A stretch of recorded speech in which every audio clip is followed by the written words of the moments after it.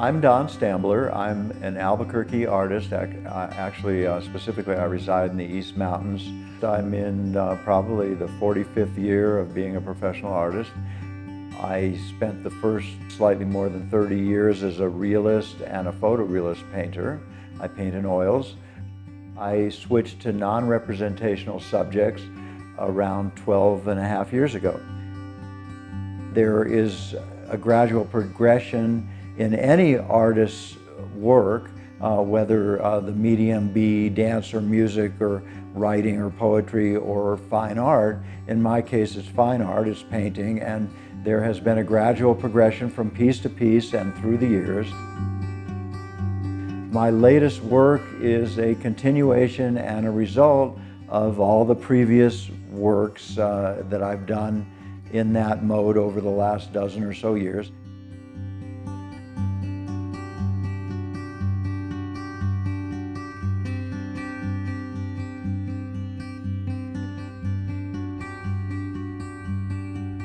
My aunt, who was an oil painter, taught me to work with oils when I was 4 years old.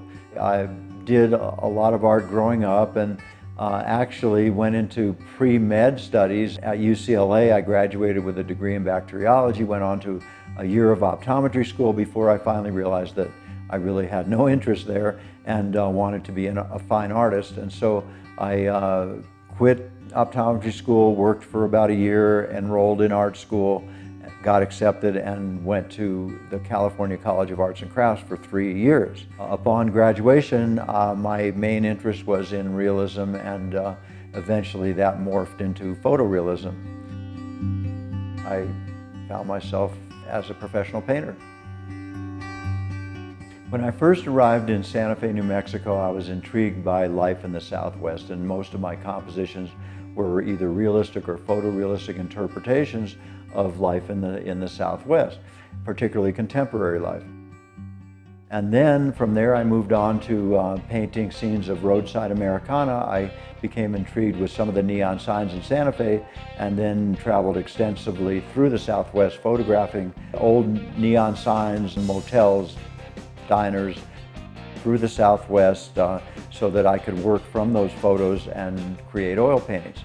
I did that for approximately 15 years.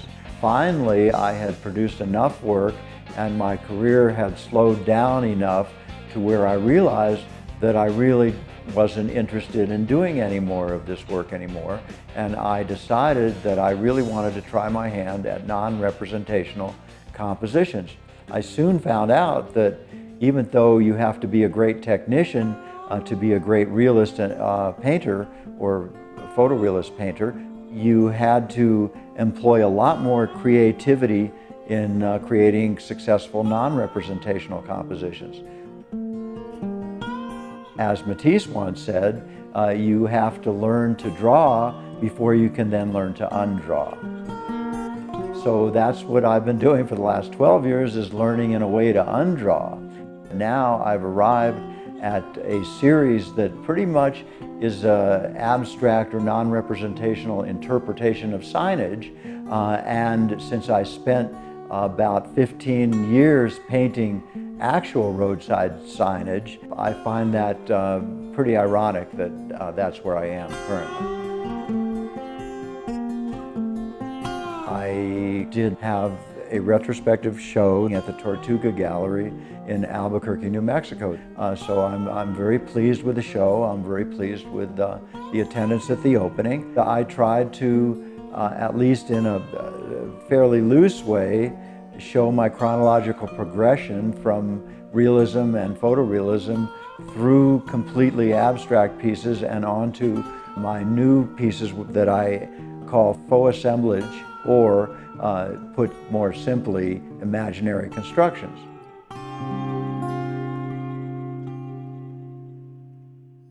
The reason that there's a strong link between when I used to paint actual signage and what I currently paint, which is imaginary signage, is that I'm using a lot of the techniques that you see in actual signage, whereas the neon bulbs are suspended away from the signage, creating shadows, and so I'm using a lot of the same techniques but I'm inventing the imaginary compositions that in a vague way resemble actual signage. I really like this series, feel confident in it. I am using a lot of tricks that I've learned along the way from my other abstract work in this new series. An emphasis in this series is on basically creating an imaginary construction, whereas the painting looks three-dimensional and has special effects that accentuate the illusion of 3D. And again, using all the tricks that I've learned over the past dozen or so years, I've created my latest series of these imaginary constructions or faux assemblage pieces. All I can say is that with the creative process, in every medium, in every creative discipline, an artist moves from project to project, from piece to piece, and learns along the way, and every new creation is a result of what he's learned from the sum of all his previous creations. I have to do it at this point because each piece leads me in a direction, whereas I want to pursue goals for the next piece. So as you explore different techniques, different color schemes, different design schemes, you reach the conclusion that, oh, I could do this or I could do that, and pretty soon you're wishing that you were working on the next piece because you want to see where those other directions take you.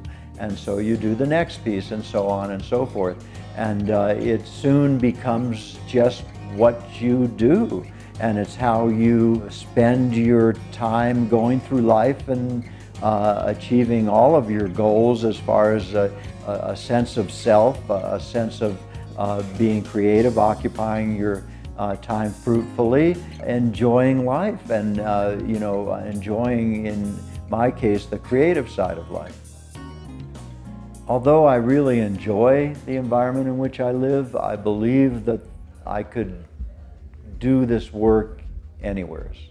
I just happen to enjoy the solitude and quiet and beauty of nature, and so we live, I guess you'd say, in the country.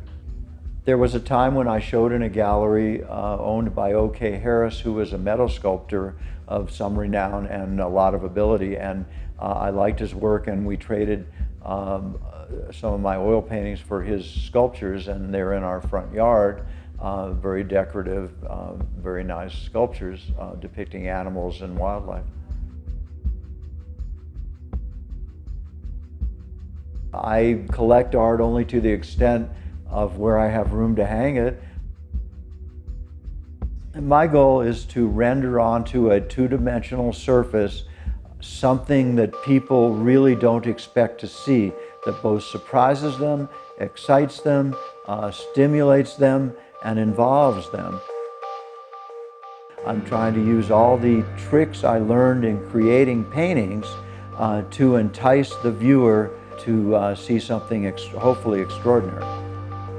I just want my art to be seen by more and more people, and the more venues that I can find where I can make my art viewable to the public, I would love it if a lot of people could see my art, because it's designed to entertain, it's designed to take them to places they've never been visually, and designed to excite them and engage them as well.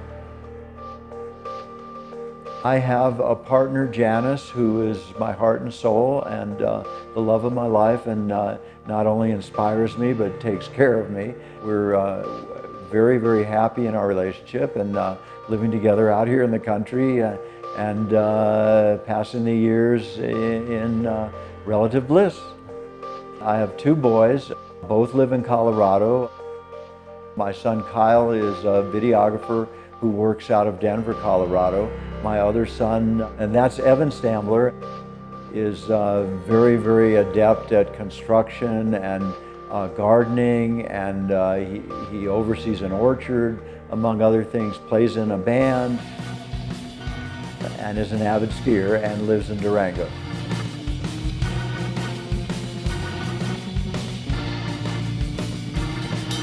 Evan also does watercolors, and he's self-taught. But in their own way, they're both extremely creative men pursuing their own creative activities. I'm just at one point in the line that demarks our life, and the creative process is just a continuum, whereas you can grow as an individual, you can see yourself through a medium, develop that medium, embellish on that medium, and make the next piece or the next performance or the next piece of writing or story the best that you've ever done thus far.